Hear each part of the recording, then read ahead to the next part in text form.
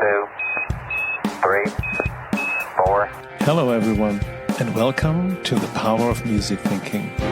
My name is Christoph Zürn, and this is the podcast for people with a musical heart and a wicked job.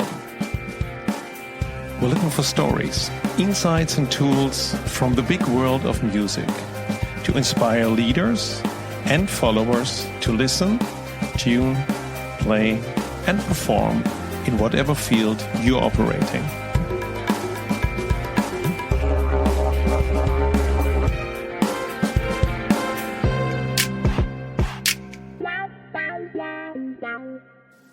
What can people and organizations learn from science and music?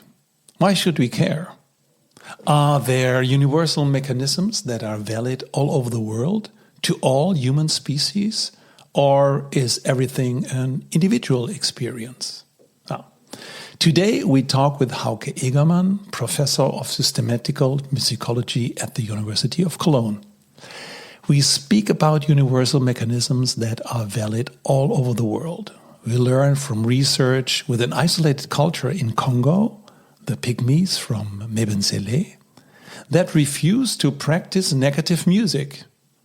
And they have different songs to regulate their emotions. Songs against fear, anger, or, among others, music to protect hunters in the rainforest. How do they respond to music they have never heard or connected with? What does it evoke?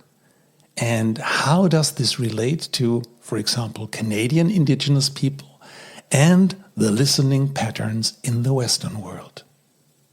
And Hauke also shares the Music Date concert with us, where the audience emotional reaction is tracked in the first, let's say, the tutti part of the concert, to then separate and assign them to 8 different mini-concerts around one emotion based on their responsives. Have fun! Again! All right.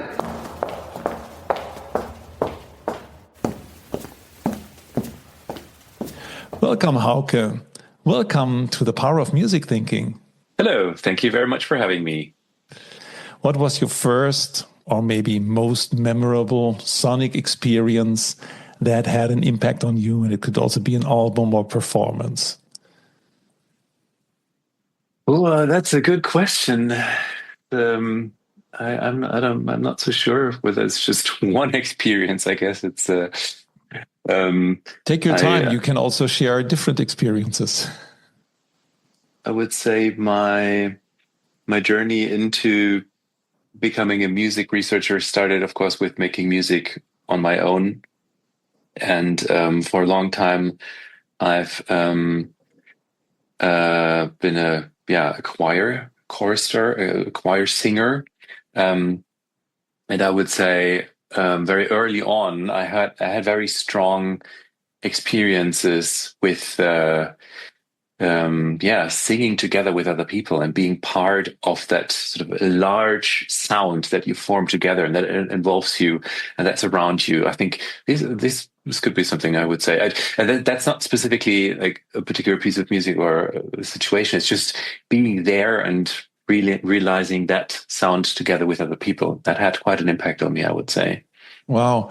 And it's also that singing together is also listening together. So it's not only about the singing, it's also about the doing. But when did you first sing in a choir?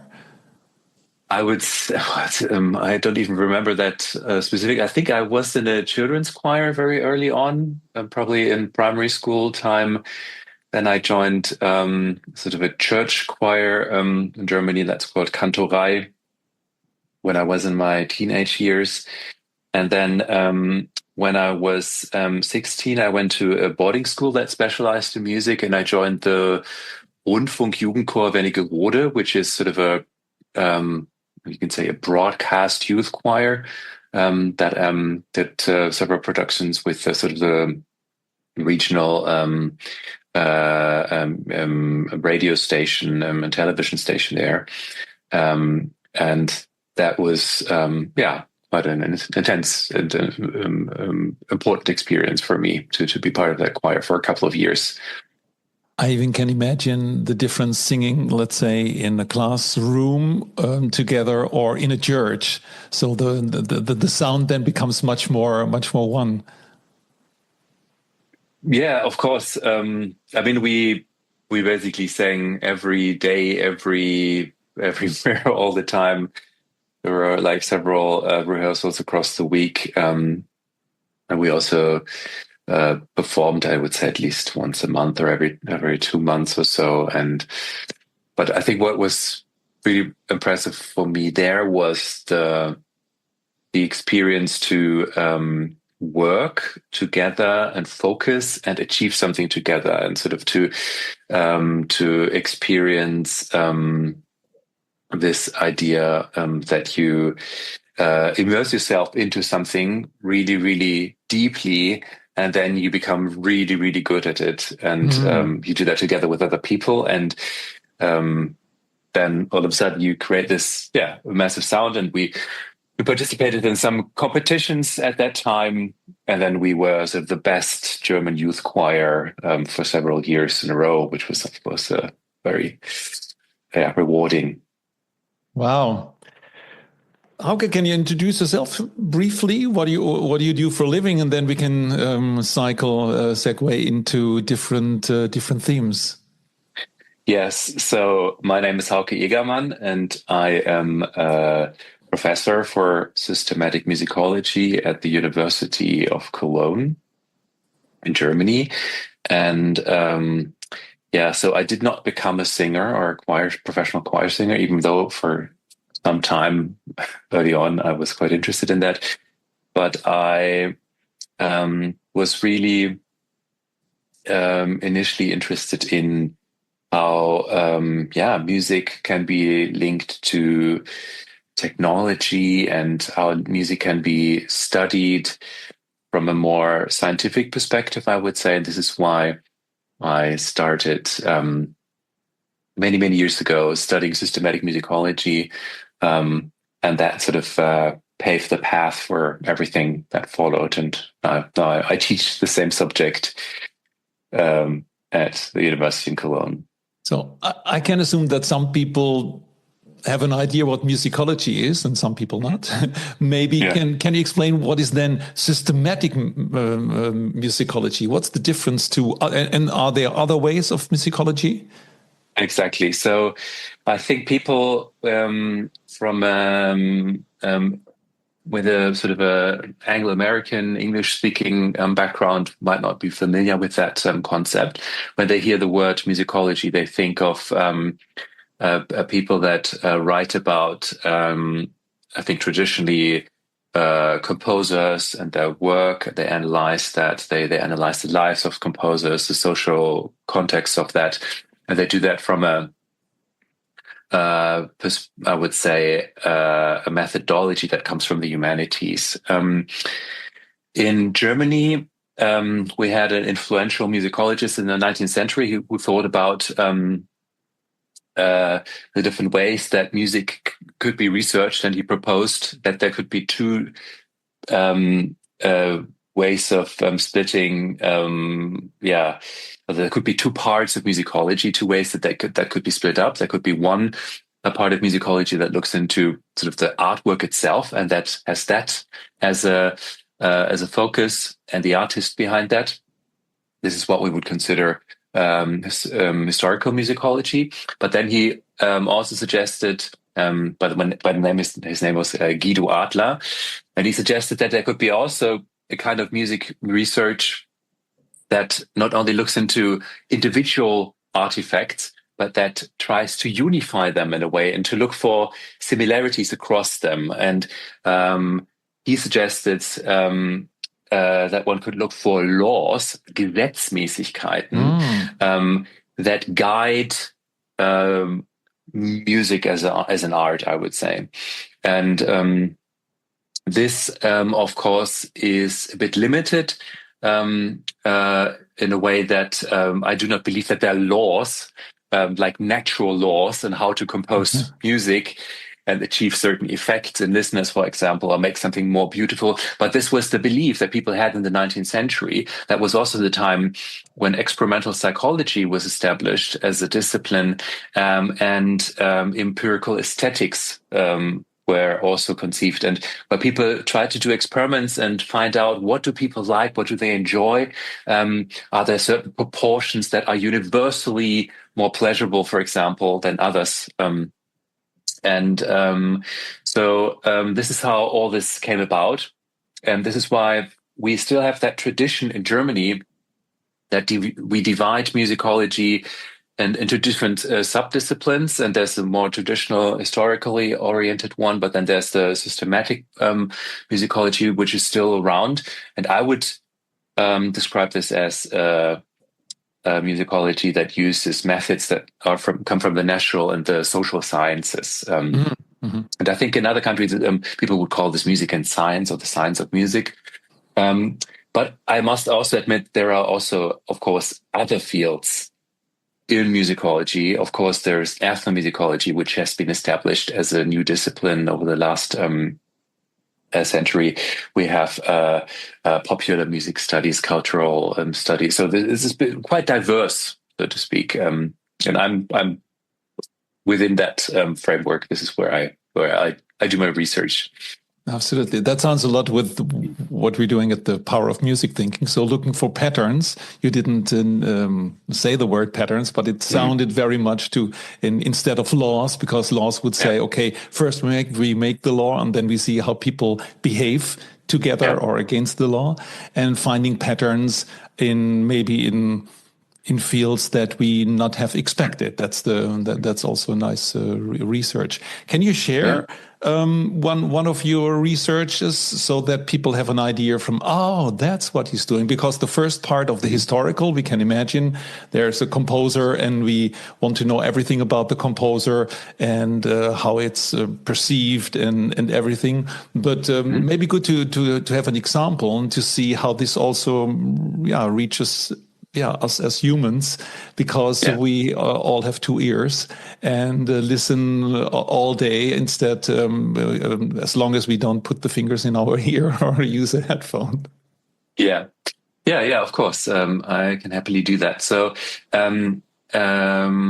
we can say that within systematic musicology, we start, of course, with when we do a research, the first thing someone would need to consider is the acoustic reality. So musical acoustics would be the sort of the starting ground for any kind of research. And it's not that this is really my specialization, but there are other colleagues that study that. And then based on that, you would have psychoacoustics and research that looks into the perception of musical sounds and musical forms, so to speak, and the cognitive processing of these. And I'm thinking of this as now sort of a kind of a hierarchy. So you start at the very bottom, which is lowest is the sort of the physical realm, the acoustical realm, and on top of that, you're building sort of the different levels of processing that happens, sort of music and processing that happens in our body. So we have psychoacoustics, and then we have perception of musical attributes such as timbre or pitch. And based on that, we have the cognitive processing, sort of memory of music, memory for melodies, encoding, decoding. And then based on that, we have research that looks into the aesthetic and emotional effects of that. So when all this happens in us, in our body, what does it do to us? Why do we enjoy it? Why do we engage in it so much? You could look at that, these different levels, of course, from a music listening perspective, but you can also look into music performance. So there's a lot of research that we do in our discipline that looks into performers, how they perceive music, how they interact with each other, how they feel emotionally. For example, there's a lot of research into performance anxiety. But my personal emphasis in this entire context is that I'm really intrigued by, well, let's say, the power of music and the effects that it has on us, sort of on a more emotional level, but also on a social level. So what does music do to us when we listen to it, and where does this come about? Where does it come from? And what are the underlying mechanisms, processes, and you can call them patterns. I prefer the idea of sort of a mechanism, even though we're not machines, right? But nevertheless, this is a way that within cognitive science, people think of how different things are related to each other. And these relationships, they can be studied, they can be modeled statistically. And we're not talking about deterministic models in a way that we can say when A happens, always B happens. This would be a sort of a natural law. So when I use this chord sequence, everyone will always experience that specific feeling. No, this is not how it works. We will in our research we will identify various underlying variables that we think are relevant, and they lie in the listener, or herself. They lie, of course, in the music, but they will also lie in the context, right? So all these three things, they always come together, and then they influence an outcome, which could be a subjective experience, but it could be also a bodily response, or it could be a movement that we experience in someone. And then we determine sort of the probabilistic relationships amongst these factors. Okay. And I can give you now an example. I said that I'm interested in the effects of music, and one thing I'm really interested in is to which degree these effects are based on things that we have learned throughout our enculturation. Starting with our childhood, we're born into a culture, and we basically learn to associate musical parameters with meaning and emotional effects. But there could be also some effects of music and sound that are universal, right? They're genetically predetermined. They're imprinted, so to speak, in a way into our body and through our genes. And if we want to study, if we want to look for these things, we need to look for two different populations of music listeners who have never been in contact with each other and their respective culture. Right. So listening to it for the first time without any connection, without any pre-information. Exactly. So you basically need to find someone who's never listened to the type of music that you're interested in, or not even that specific recording or piece, but that entire genre of music. And if you compare that person's response to someone who has not, who's very familiar to that music, and if you then see some similarities between these two, we could conclude that these similarities are realized to some kind of shared genetic predisposition. Okay. Wow. And you did a research like this. Exactly. So I in was Africa, right? Exactly. So it's a bit difficult to find these kind of two groups of people in one country. It's impossible. And we also have now, of course, sort of a Western music across the globe, and so music becomes globalized, and people travel across. We have digital music streaming services, so it's basically impossible nowadays to find people who have never really been in context with each other's culture. However, a couple of years ago, I was quite lucky because my supervisor at that time established a collaboration with an ethnomusicologist and her name was Natalie Fernando, and she was an expert in a population of Pygmies that live in the Congo and that are really, really isolated from most of the, at least Western cultural influences. And she's been traveling to that community for many years on a regular basis and done sort of more qualitative ethnographic research, trying to understand their music, their culture. And one observation that she made was that, well, to her surprise, they were, well, music is, of course, like a big part of their culture, like it is in most cultures. So there's a lot of singing and drumming going on. And what was interesting about that population of Mebenzélé Pygmies it was that they used music quite a lot for emotion regulation. And that means that they had songs against different emotions. They had songs against fear, sang songs against anger, songs for very specific situations that we could consider emotional. And then that's interesting. Just to interrupt, that's interesting because I can imagine that when some people listen now to what you just explained, that this is, let's say, a mechanism that people nowadays also use. So if they go to some place, they maybe try to say, okay, I have to be in a certain in a certain emotion. So I'm listening, let's say, some kind of music, so that makes me happy or that makes me strong. Or maybe if you would like to have sad music, if you if you are already sad, to live also that music a little bit more. So is this a mechanism that's the same, but with different kind of music, I assume? Yeah, exactly. So there's a lot of research into sort of Western cultures and music traditions, and what you basically described is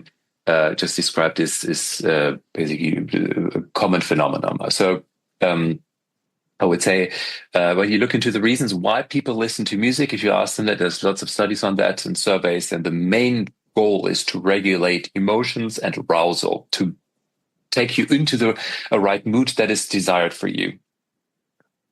One thing that was quite interesting, though, in this comparative research is that in the Western world, we have music basically for all types of emotions, and people, you know, that there, we could say, this is a very simplified model to think about emotions. We can say there are about 5 basic emotions. You have happiness, you have anger, you've got fear, you've got sadness, surprise and disgust, actually 6. And happiness is, so to speak, the only positive emotion. But then in the Western world, so there's of course music that makes you happy. There's music in the Western world that makes you sad, and music that maybe also makes you angry. And there are people that enjoy these respective experiences. And we do need to distinguish between the expressive quality of music and the felt and induced quality of music. So, of course, there's a difference to what music expresses compared to what you experience on your own. So I could, let's say, listen to a sad piece of music that expresses sadness, but I could enjoy that, and it could be a pleasant experience, even though I'm also sad at the same time. I think many people, I think that resonates with many people, that sometimes you have a song and later you realize, oh, that's there's a story behind it. I had this, I think with Mahler, which I like certain parts that are very slow moving, and they don't make me sad at all. They make me, let's say, maybe calm, but later you think, oh, it's a completely different context. So and I can imagine that people experience this in completely different ways. So that would not be the universal part. Exactly. And this is something that we only found, so as far as I know, that's really common for sort of our Western music tradition. When Natalie Fernando, when she interviewed the Pygmy participants, or these informants there in her studies, they refused the idea to express and listen to music that has any form of negativity in it. So there was, in their culture, music was only there to get you from a negative state into a positive state. And for that, it had to be positive, right? So there were different songs, different types of music for different negative emotions that were then supposed to be resolved into something that's more positive. Oh, so there's always an upswing in their kind of, that's not musical taste, that's musical culture. Yeah, exactly. This was the reason why she said, well, that's really interesting. And why don't we do an experiment on them and measure how they respond to their own music, but maybe also how they respond to Western music. And then we got together and we designed an experiment. And afterwards, she then traveled into the Congo, and it's quite a journey. So you basically, if you want to get to that community that live in a little village in the rainforest, it's there's no road going there. So you basically have to get onto a boat, a canoe for 5 hours in order to reach that place. And so this is also why these people are quite isolated, because it's really remote. Yeah. And they do not use electricity. So there's no power plug. They don't even have batteries and radios. So this is why they live a sort of very, I don't know if you want to call it that way, but a very traditional life. But I think nowadays people don't call it like that. But it's very, let's say, separate to the rest of the world around them. They would sometimes travel to a market and sell the products. And they might then be in contact with sort of African sort of mainstream culture. But most of the time they stay within their community and the rainforest. And so this is why we can be for sure that they've never been exposed to Western European, well, let's say from music sort of, or Western art music, let's put it that way. So how did they react to your colleague? So I can imagine if then she goes there, she comes there. How does this work? So if you say they go to the market, okay, I would say would be a natural way to get introduced into each other. I don't know if introduce is the right word. Yeah. But if she's traveling there, wouldn't they think, what is she doing? Or hard to imagine for me.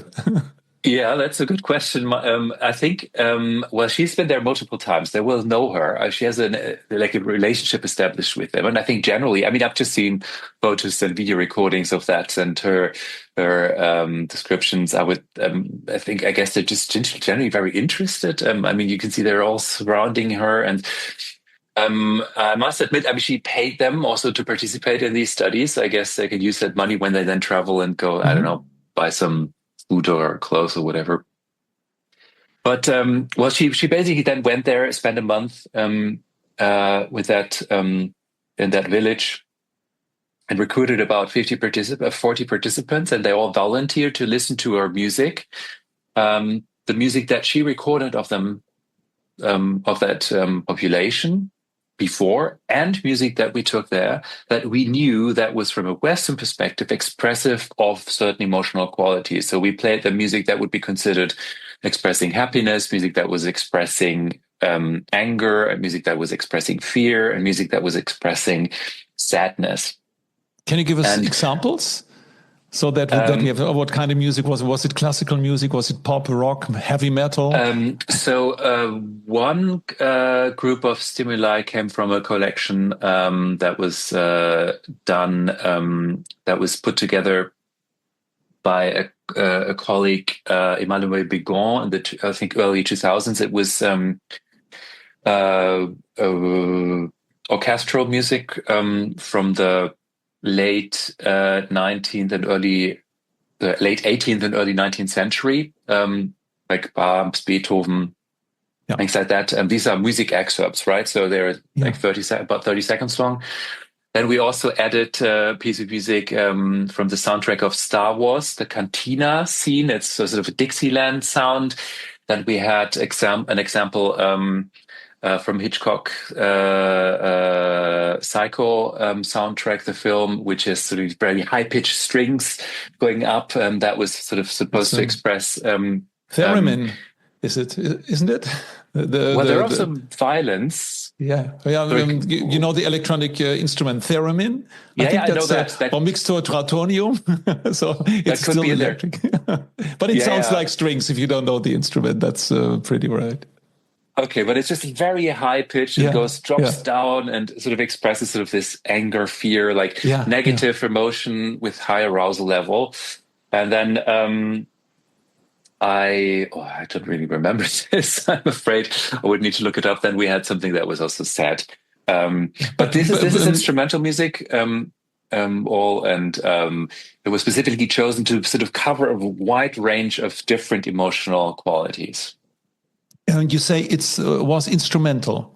Yeah. Okay, interesting. Yeah. Because sometimes in other podcast episodes, sometimes we come to a same thing, like that people say, "Oh, I like that song. I didn't understood the words, but I loved everything about the words." And later you understand that this song is going about something completely different. So that's also, I would say, a common pattern. For example, in Europe we had, I think in the 80s, it was "Vamos a la Playa." That was a summer hit all over Europe, but it was about dropping the atom bomb, and that's why the people should go to the beach. So that was really funny to see the sound. So, but because you are mentioned that you are playing in a choir, which is also most of it songs and words, but the sounds that they heard were, let's say, abstract sounds, more or less, from without any words. And yeah, well, I wouldn't call them just sounds. I would say this is music, right? Because they're in a way organized. No offense here. But of course, I find it, to be honest, I find it very difficult to deal with the issue of lyrics and semantics, and this is why I've sort of, throughout all my research so far, I've sort of navigated myself around that. Of course, it plays a big part. But I usually say I'm a musicologist. I do music research, so I'm not I'm not interested in literature or poems, poetics, and so therefore I'm just like ignoring all these other additional levels of meaning, and that could also have an effect there. But one question in between, sorry, Hauke, because it just pops up in my mind. Because you mentioned before that the Pygmies, that they have songs to regulate their emotions, and that there were positive songs. So my question would be, were these songs sung, or was it also some kind of instrumental music? Yeah. That's the thing. So this is a sort of what we would consider a limitation of that study. So the music that was recorded from the Pygmies, this was, of course, vocal, because they don't have any music instruments except drums. But in for the Western music, we just used instrumental music. I just pulled up the list of stimuli. So I think I could just read this. For the Pygmy music, we had a lullaby. We had music to calm anger.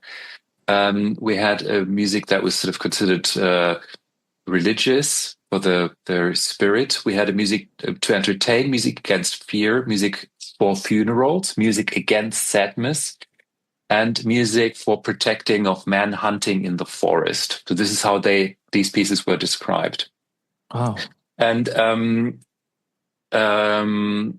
so they also have different sort of emotional qualities, but generally their goal is to bring them into a positive state.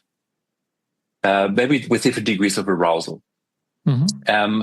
And we then played them these excerpts. We played them the Western excerpts, and we asked them to continuously rate their experience of valence and arousal. So they had a little iPod Touch interface. So that was something that was around before smartphones, but it looks a bit like a smartphone. So the touch interface that had what we call the two-dimensional valence arousal space on it. If you put your finger into the top right corner, it means that what you're experiencing is pleasant and arousing. If you move your finger down to the bottom right corner, it means that it's pleasant and calming. If you move your finger to the left side, it means it's negative, and in the left bottom corner, it's negative and unpleasant and calming. And the top left corner, it means it's stimulating and negative. So we have valence from positive to negative on the horizontal axis, and arousal from top to bottom. From at the top it's high, and at the bottom it's low. And they did that throughout listening to the piece. So we asked them, please show us how the music makes you feel while you listen to it. And we also measured their respiration rate, their skin conductance, and their heart rate. And these are all indicators of sympathetic arousal. So when we talk about emotions, we think of them that are manifested not only on the subjective level, but also on the bodily level. Because emotions are always about doing something generally. They're about a motivation to act, to engage in some kind of fight or flight response, a freezing response. So these are sort of from an evolutionary perspective, that's a function of emotion, emoting. And therefore, there are these bodily components. Your body prepares for a certain action when you react emotionally. This is why we measure skin conductance, for example, and heart rate and respiration. We also measured their facial expressions, which is another emotion component, because when we experience an emotion, we tend to communicate that to people around us as well. And we do that by measuring the activity of two facial muscles, smiling and frowning. It's a corrugator for frowning and the zygomaticus major for smiling. However, I can just say that didn't work in the jungle, in the rainforest, because it was way too hot and the electrodes keep falling off. And so we couldn't use these recordings anymore. But we could measure skin conductance and heart rate and respiration. And we did then the same experiment afterwards in Canada at McGill University, where we were based at that time.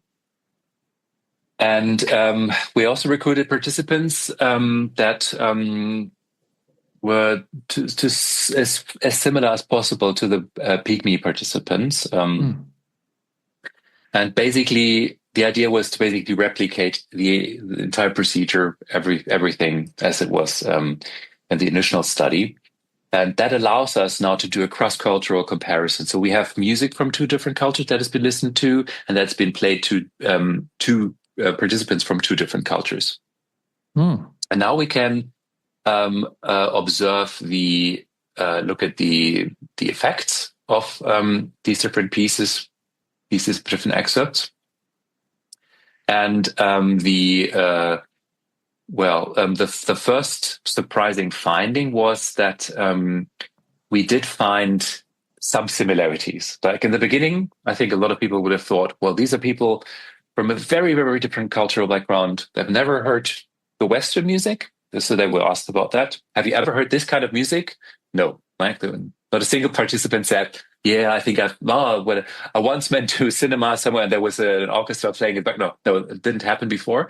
And of course, the Western participants have never been in touch with Pygmy music before. And so we could see that the music was sort of the other culture was very unfamiliar. However, the music from their own cultures, the Western music, sounded quite familiar to Western listeners. The Pygmy music sounded quite familiar to the Pygmy listeners. And we could also see that from their perspective, these different pieces had different effects and quality. So the Western music covered quite a wide range in the emotion space, as we would have suggested in the two-dimensional model. So there was music that, from a Western perspective, from the Western listeners, was calming and positive, and a bit, some negative pieces.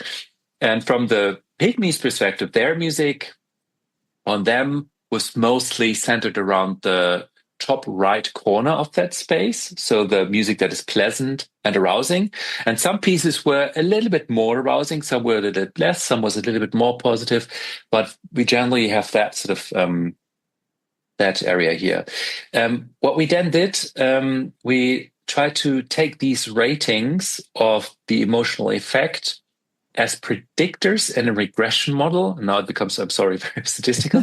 We're trying to use that information about every piece of music in order to predict the effect it has on both groups, on the subjective, but also the physiological level. So that means what it does with their body. Yeah. And so we could say, well, we could that way look for similarities in the two groups. And the conclusion was here that music that was arousing to Western listeners was also more arousing to the Pygmies, and led to higher skin conductance and higher heart rate measures and respiration measures in both groups. So we observed a similarity here across the arousal dimensions. Okay. However, we did not find any similarity when it came to the valence of the experience, so whether it was positive or negative. And okay. So the conclusion was that the arousal response to music is based on universal mechanisms, whereas the valence response, whether it's positive, negative, pleasant, unpleasant, that seems to be strongly based on things that relate to learning. We also then went a bit deeper and did an acoustical analysis of the music. And we could then show that, for example, the tempo, spectrocentroid, and pitch, these effects had very similar, or these characteristics of the sounds of the music, because every piece of music has sound qualities, right? They led to very similar responses in both groups. Okay. So we believe that these similarities were driven by the fact that some pieces simply had higher average pitch, higher, brighter sounds in them, and also faster tempi. Yeah. I can imagine that tempo is something, because we as a person, we have a heartbeat, and I think it's around 60 beat per minute. And when we walk, I think it's around 80, 90 beat per minute. So there must be something in our body, literally, that gives us some kind of beat.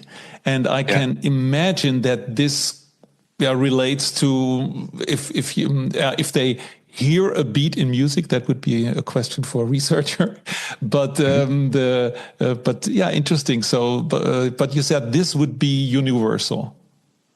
Exactly. Yeah.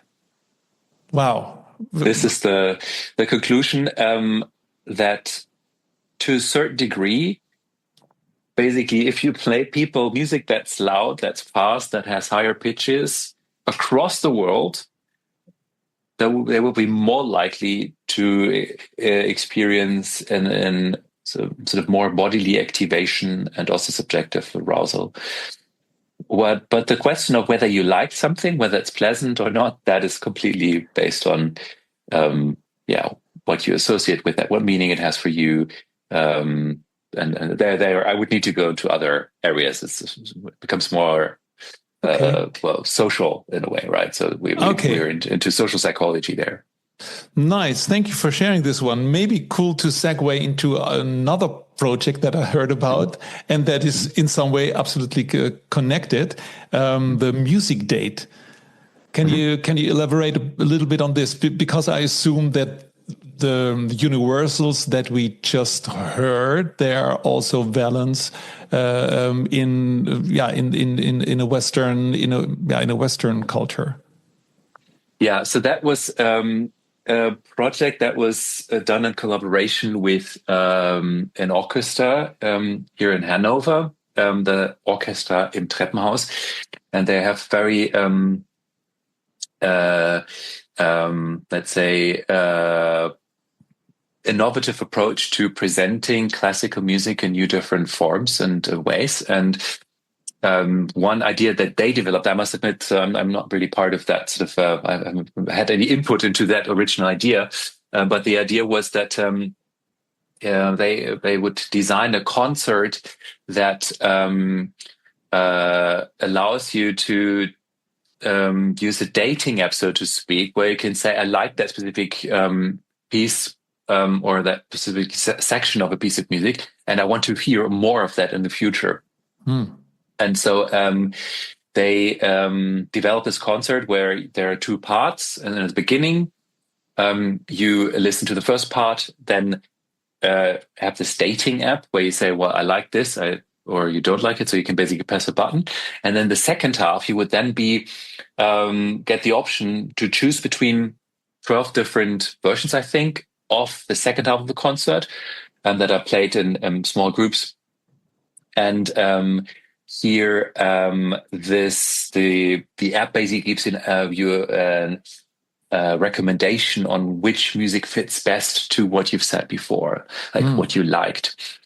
And so this is all based on the idea that music expresses certain emotions, and these emotions could be enjoyable to us, and you would then be aligned to one of the emotions that you preferred most during the first piece of the concert. And my role was only there that we then did a little study on sort of evaluating the overall concert design. So we did a survey of participants there. We also tried to do a little bit some analysis on the data that was collected during the concert. People basically pressing a button when they said I liked something, or unfortunately we couldn't use that because we couldn't synchronize it to the music. So, but I think I'd like to talk a little bit about the expressivity of music, and that also links to what I've spoken about before in the Pygmies study. And if you like, we could listen to the music excerpts that I've sent to you. And maybe we'll just listen first, and then I'll talk about it. Have fun. Again. All right.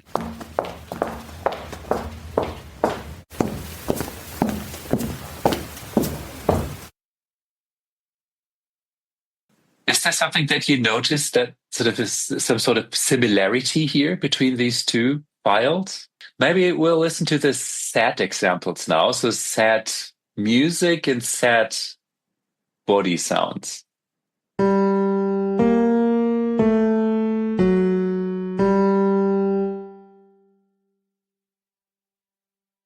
Have fun.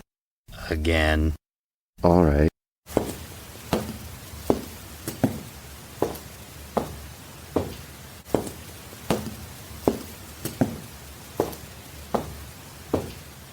So I think it becomes quite obvious here that there is some similarity between how music expresses emotions and how we express emotions with our voice and how we express emotions with our body. So these two music pieces, I've just put them together with, of course, pieces, excerpts. So we have for the higher version, the happy version, we have higher pitch, faster tempo, higher loudness. For the sad version, it's lower pitch, lower tempo, and lower loudness. And the recordings from people's voices actually have very similar characteristics. So these were performers that were actors that were instructed to express these words with specifically these two emotions, with happiness and sadness. And we, if we do an acoustic analysis of the voices, we can find that we use very similar acoustical features to express emotions in the voice as we do in the music. The last recording, or the third type of sound we heard, were people walking, and they were also instructed to walk as if they are in a happy or in a sad state. And we did an experiment, or some colleagues of mine did an experiment, and I sort of helped with writing the article about that later on. And they instructed the participants to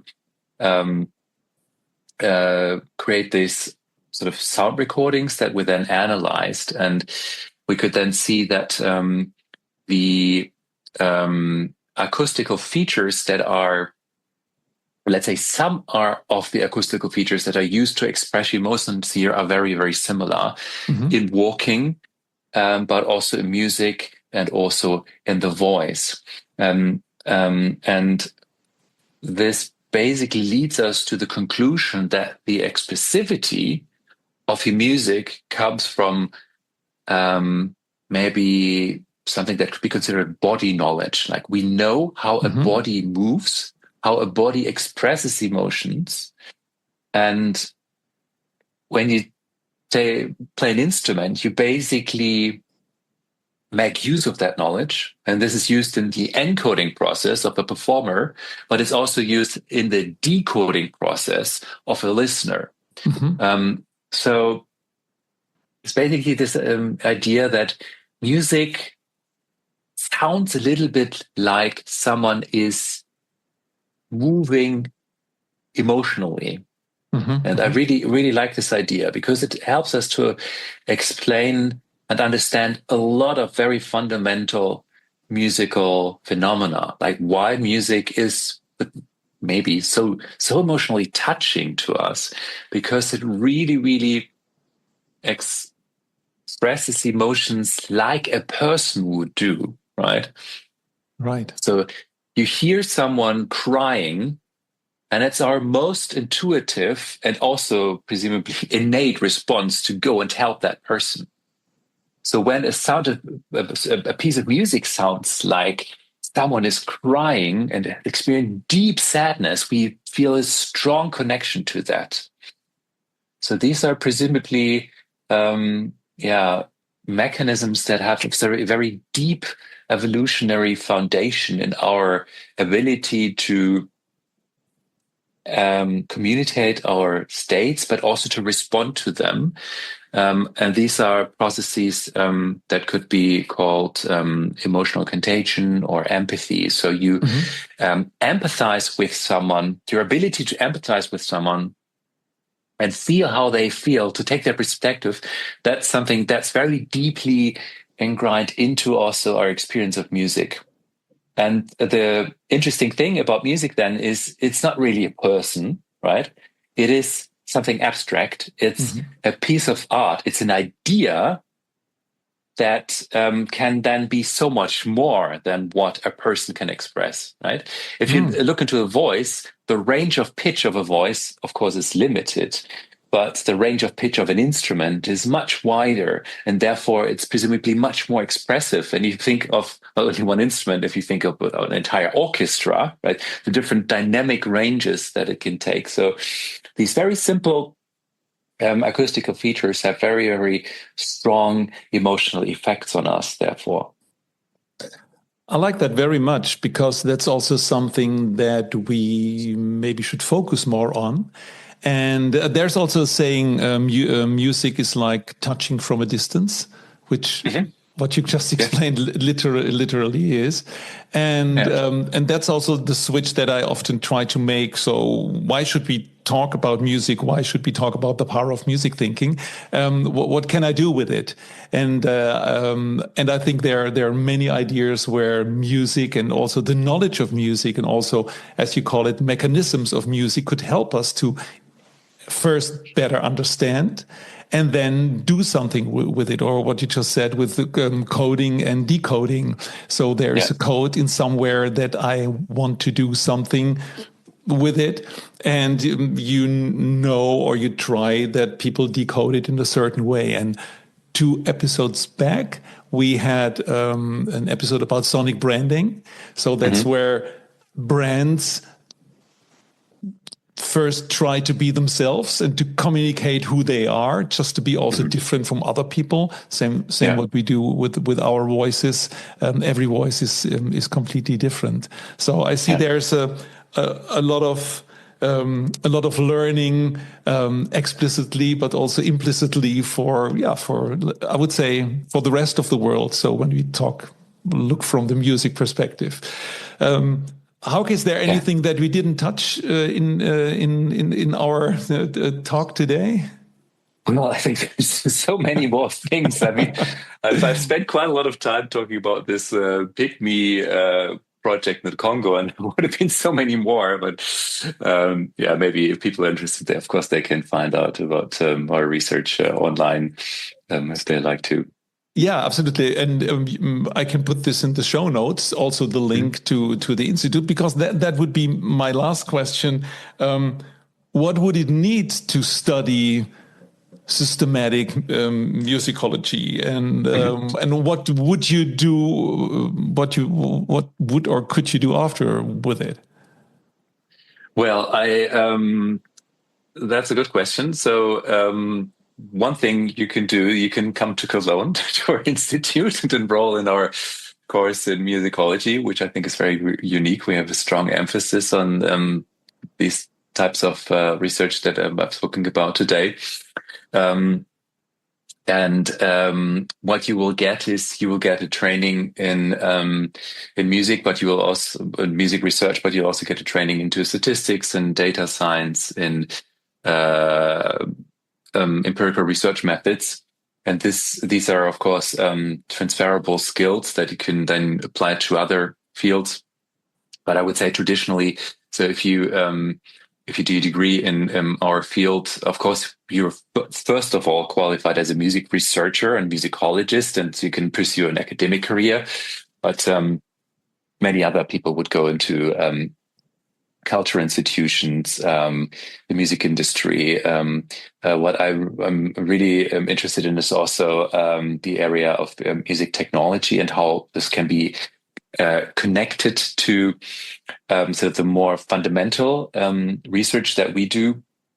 So the question would be, how can we use this knowledge of music, emotional effects, as its expressivity, for example, in music recommendation algorithms and streaming platforms? And so, of course, this is an area where we can work in and develop that.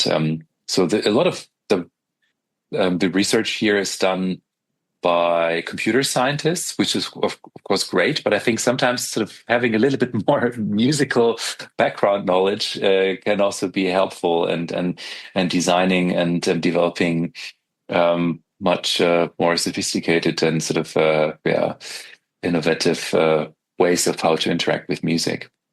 Absolutely. Sounds good. And if people have heard this podcast before, they know that I also studied musicology. So, and from my point of view, this was a really, really important thing to see and hear and experience the world much more broader in different ways. And I think your example of the Pygmies in Congo were a pretty good example, and also universal things like that. So thank you very much for the full podcast. Thanks. Yeah, thank you. Thank you very much. It was a pleasure. Thank you so much for listening. I really appreciate this, because listening is one of the top leadership skills, and I feel honored about this. It is my mission to find, create, and share inspirations for meaningful collaboration based on music analogies. If you want to support this, please subscribe to the podcast, give us a rating, or write a review on iTunes or Spotify. And more inspirations can be found on musicthinking.com. We have a blog, and you can download the Music Thinking Framework. And finally, I would love to hear your feedback. And if you need help with a business challenge, please reach out to me via email, podcast@musicthinking.com.